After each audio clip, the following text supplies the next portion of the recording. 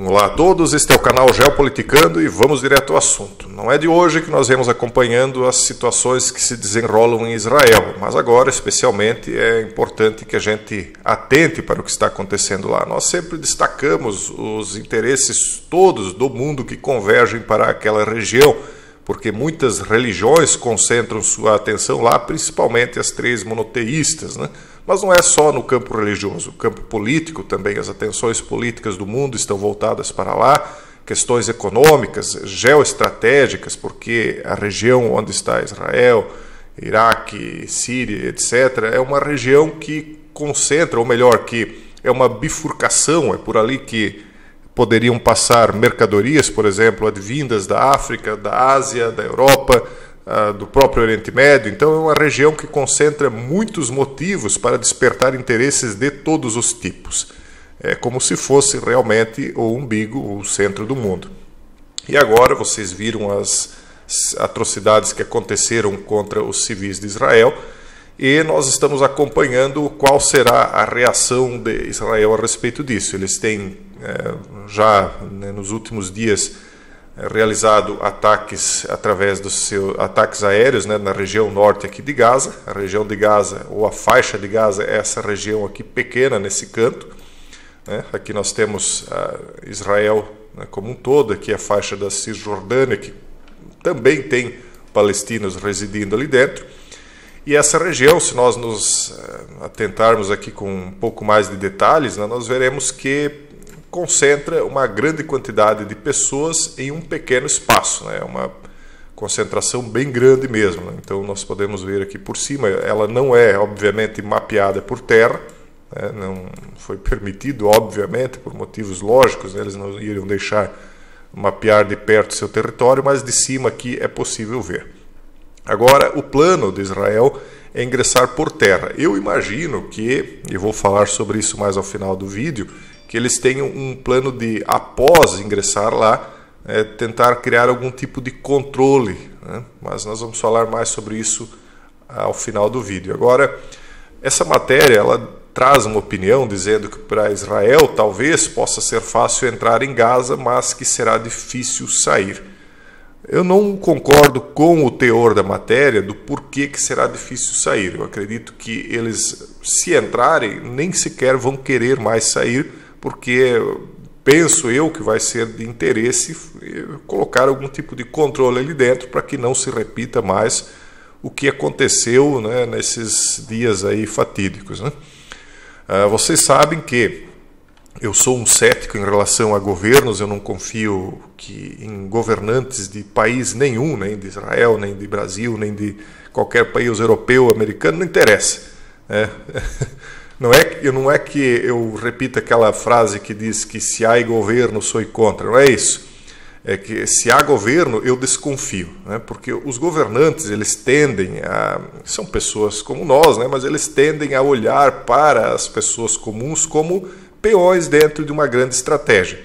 Às vezes uma estratégia econômica, às vezes militar, às vezes religiosa, meramente política, de captação de voto. Eu não confio, eu tenho algumas experiências na minha vida aí que me fazem ver as coisas dessa maneira, e também os estudos que eu venho desenvolvendo me fazem olhar as coisas assim como se fosse um grande, como se eles vissem o mundo como um grande jogo de xadrez e nós aqui, os pequenos do mundo, como se fôssemos meros peões descartáveis nessa grande luta que eles têm travado aí no objetivo de implantar certas coisas que cada qual tem o seu plano específico.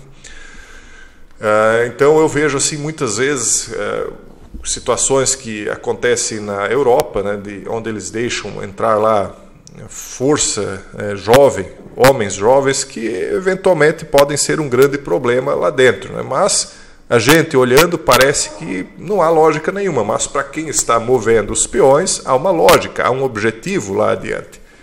É a mesma coisa, eu olho e penso, por que é que a maior, ou talvez a inteligência mais capaz do mundo, alguns estão contestando isso agora, por que ela demorou tanto para agir? Será que isso aí tudo é por acaso, pessoal? Será que todos esses movimentos que nós estamos vendo no mundo são por acaso?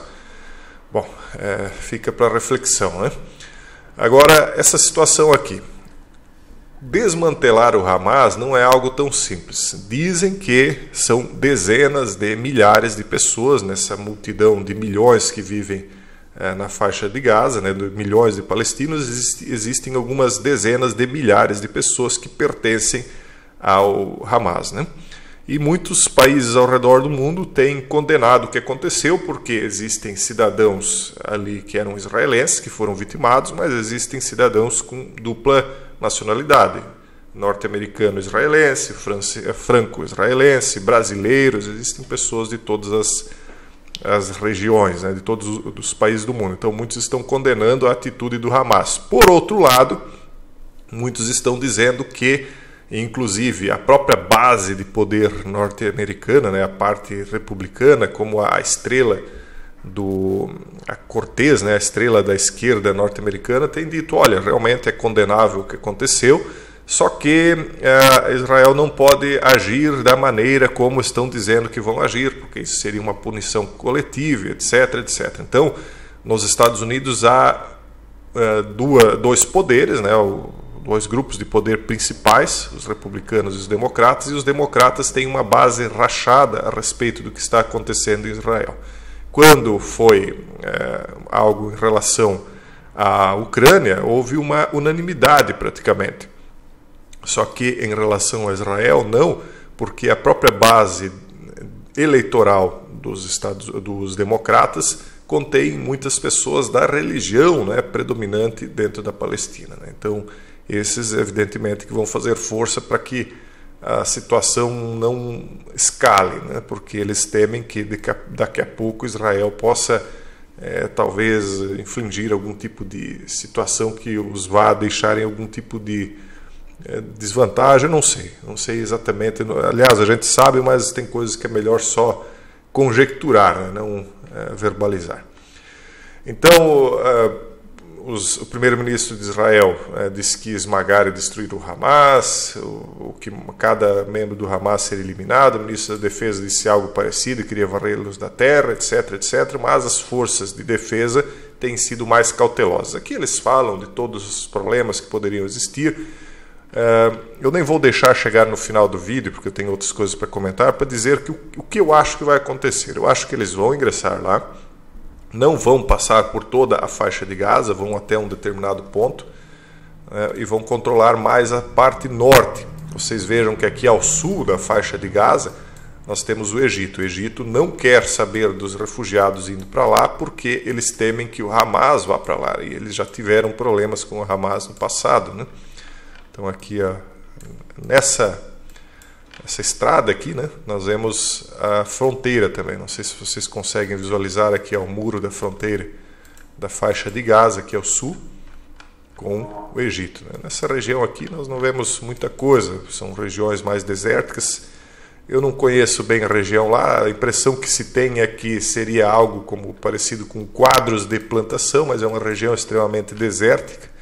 Então, se forem plantações, talvez pode até ser algum tipo de plantação de damasco ou de palmeiras, algo nesse sentido aí que seja mais cultivável nessas regiões desérticas, né? O Egito mesmo, a parte fértil está aqui, né? Mas o foco também não é o Egito, não vamos devagar tanto. Aí eles falam aqui nessa matéria da Globo sobre esses 2 pesos e 2 medidas, que é o que eu estava falando ali a respeito da base dos democratas, né? Como é que, em relação a Israel, a base democrata se comportou de uma maneira diferente do que tinha se comportado em relação à Ucrânia. E em relação à Ucrânia, vocês já sabem, eu já falei para vocês, os republicanos não querem mais envio de recursos para lá. Daqui a uns 35 dias, mais ou menos, haverá uma nova votação a respeito de postergação da dívida norte-americana, que está na estratosfera. Uma terceira guerra mundial agora acabaria sendo talvez muito vantajosa para aqueles que estão aí com 33 trilhões em dívidas. Não sei, tudo depende da estratégia que eles têm, só que a estratégia pode mudar, né?